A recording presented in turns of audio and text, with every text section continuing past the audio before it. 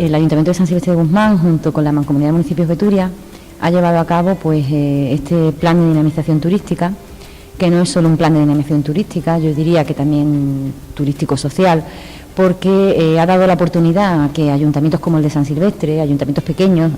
ayuntamientos que pertenecemos pues a la mancomunidad, pues podamos desarrollar proyectos que en un momento dado, sin esta financiación por parte de la Junta de Andalucía, hubiera sido pues totalmente imposible, ¿no? En el caso en el que hoy nos encontramos, y es en el edificio que está construido aquí en San Silvestre de Guzmán, en la sala de conferencias, pues realmente nosotros cuando pensamos desde la entidad el tener esta sala de conferencias, la pensamos como edificio paralelo para desarrollo de actividades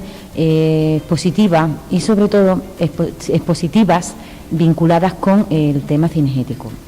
ya que bueno, San Silvestre de Guzmán es muy conocida a nivel provincial y yo diría que a nivel regional por su feria cinegética, de la cual hemos tenido su 11ª edición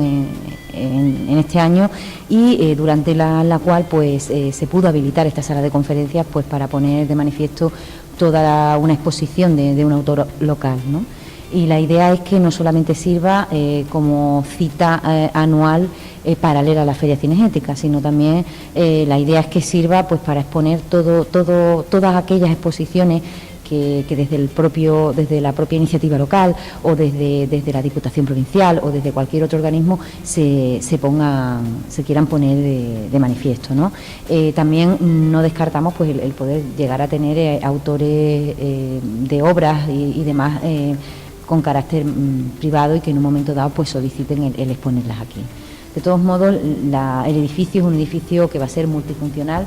muy vinculado a lo cinegético, puesto que así se requería y es algo que por lo que San Silvestre es muy conocido. El edificio es anejo a las instalaciones del polideportivo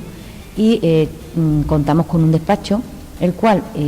albergará la sede para homologación de trofeos de caza mayor, ya que San Silvestre pues es una de las sedes a nivel andaluz para homologación de trofeos de caza.